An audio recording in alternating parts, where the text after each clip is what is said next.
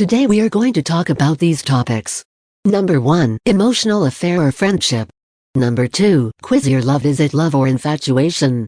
Number 3, relationship, know your partner's values beforehand. Number 4, why are Russian women so popular, learn the secrets. Number 5, Christian roommates keep praying. Number 6, being dumped just plain sucks. Number 1, in a marriage, what are the limits for friendship with a member of the opposite sex? Who sets these limits? What is the difference between a friendship and an emotional affair? Is an emotional affair wrong? Does an emotional affair help the marriage by letting a partner vent out all emotional frustration, which otherwise he/she would not have done with his/her spouse? Or does it kill the marriage? What is an emotional affair? Most of us have friendships. Many of us are very close in some friendships. We share quite a lot in such friendships.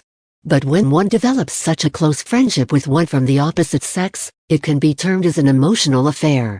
Sharing intimate emotional details with someone of opposite sex is called an emotional affair. This is the common definition. It also includes the clause that you are keeping your partner unaware about the emotional bond you share with someone else. Does it hurt marriage? It hurts marriage if after knowing about the details shared, the spouse feels that mutual trust was violated. If the emotional affair becomes strong, it may so happen that one may begin sharing more emotional details with one's friend than with one's spouse. That hurts the spouse and may also lead to a breakup. Why do people have emotional affair? It is being debated that emotional affair is purely emotional or it is begun because of physical attraction. Does one need a friend of opposite sex to share emotional details? Why not one of your own sex? And why does one feel uncomfortable with one's spouse about this bond? All pointers go in one direction. An emotional affair may be the way one wants to begin a physical relationship with another outside marriage. Otherwise, if one wants to have emotional sharing, or to vent out feelings, one can easily consult a psychiatrist and tell all to feel relieved and get advice. Or one can choose a friend of the same sex. How to avoid an emotional affair? One who is involved in an emotional affair needs to ask oneself, is this only emotional? Why do I need this person to talk about everything? One must reflect. Talk it out with one's spouse. Let your head control your heart for a moment and think about the marriage and the bond. This may help in better understanding of the emotional affair and coming out of it. Saying sorry after having an emotional affair is the first step. Send these e-cards to say sorry and begin rebuilding your marriage. I cannot believe myself. Number 2, you are getting attracted. You think about him/her. You want to be with your object of love.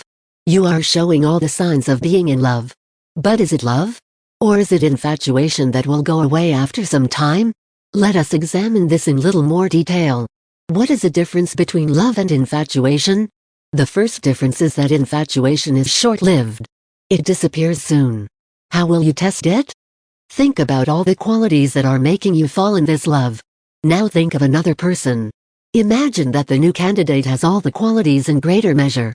Think deeply and imagine as much as you can. Are you still in love, or you are shifting your allegiance to the new candidate? Take another scenario. Imagine having a bad fight with your lover. Imagine of him/her calling you different names and arguing furiously with you. Are you still in love? Will you go back next day to them? Or you already hate them? Take this test. After many years, your beloved is losing physical charm. Pick up photographs of some movie stars when they were young and compare with the way they look now. Do something similar with your lover. Are you still in love? Will you love them after so many years when they would have lost most of their physical charm? Love is a feeling that lasts despite years. Love can take fights in its stride. Love cannot be easily defined, but in love you care for your beloved more than yourself. You become very selfless with your true sweetheart. Do you have that feeling? If yes, it is love. Otherwise you need to think more. Number 3, we acquire our values from different sources. In the beginning our values are given to us by our parents. Speak truth, help others, do this and do not do that and things like that. After some time, we get more values in our education. We read about values of great people and try to live by some of them. Our religion gives us many values. How to live, what is right, what is wrong and what is allowed, what is not allowed are some values that we get from the religion. Today if you observe the difference between pro and anti-abortion lobbies, you will find a values conflict. In your relationship, Have you found out values of your partner? Have you spelled out your values? Values are dear to us. For some of us, values are very dear. It is found that some people even give away their life to safeguard their values. Such value contradiction can play havoc with your relationship. Some of us sympathize with poor and try to help them, while others opine that poor need not be helped, as it is their karma that is giving them this pain. Let them suffer. This singular value difference can kill your relationship, if you both are not ready to compromise on them. Please talk to your partner about your values in the beginning of the relationship. Spell out your values very clearly and be honest that you will not compromise on any of them. Let your partner do the same. Compare the values and discuss the differences. Decide at that point about the relationship. Both of you should be aware that the difference can kill the relationship in future. Take any step forward only after this value comparison. Number 4. This topic has been debated many times, but the question still exists. Why do a lot of single men choose the finest Russian women, pretty girls, Russian ladies looking for men? Frankly, I get asked this question a lot. What's so special about a Russian woman? If you ask yourself these questions, you'll probably find helpful information in this article. Stats. According to the latest census, Russia is home to 10 million more women than men, said State Statistics Committee head V. Sokolin. The number of women in their 30s exceeds the number of men significantly. After the divorce, the woman with a kid has little chance of getting married again in Russia, according to sociologists.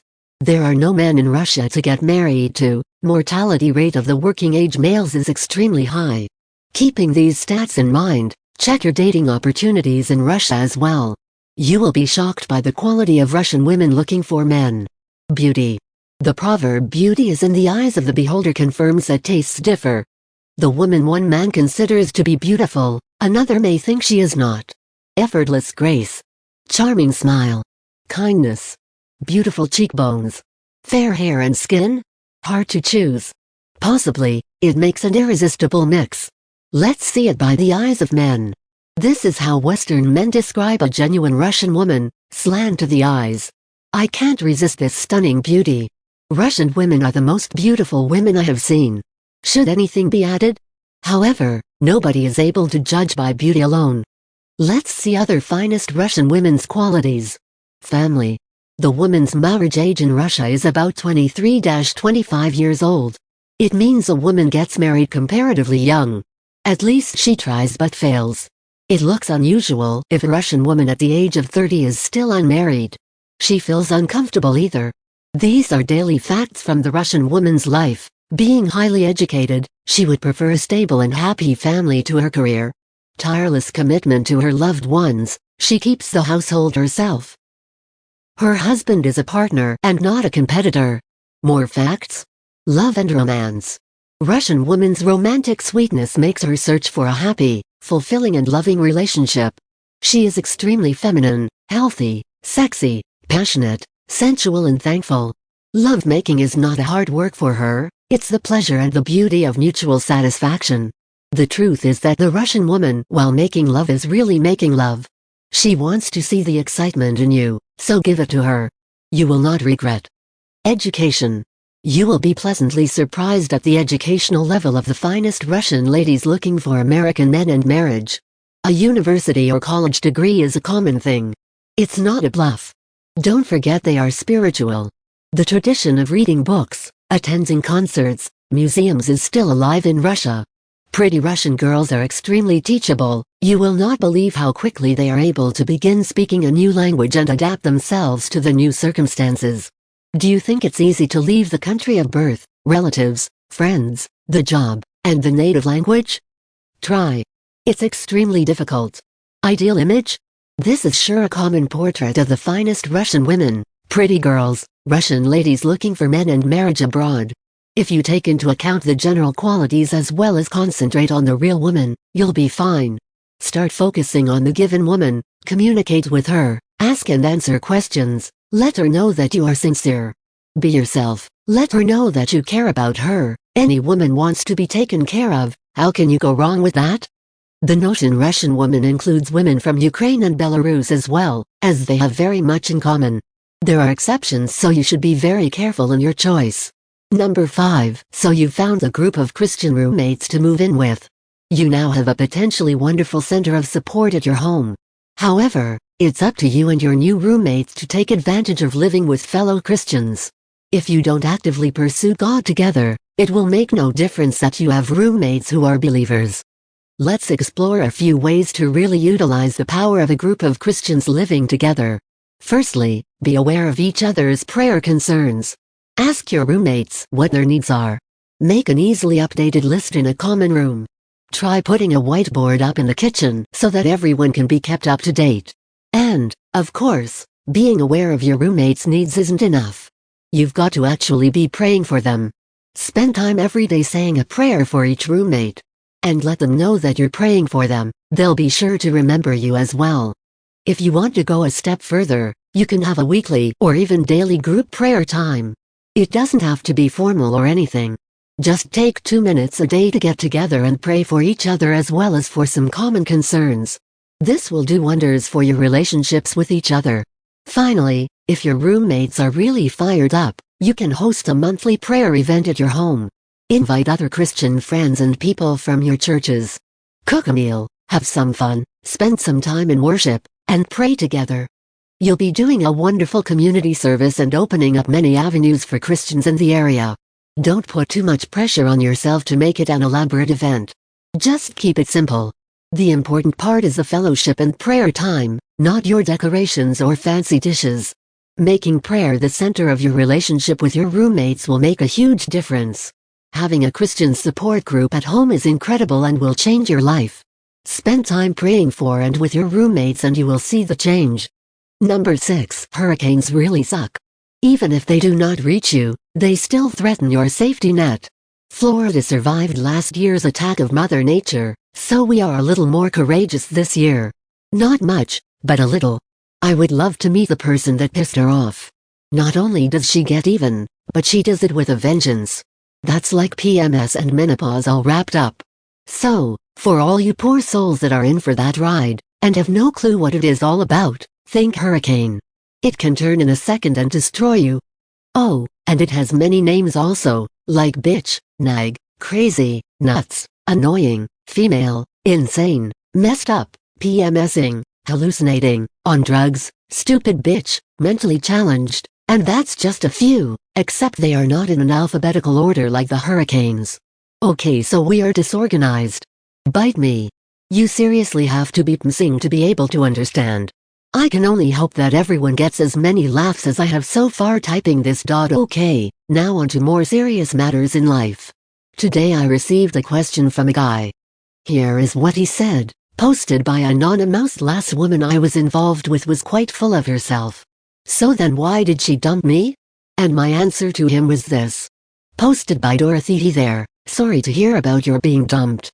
Not knowing either of you, it is really hard to answer that question.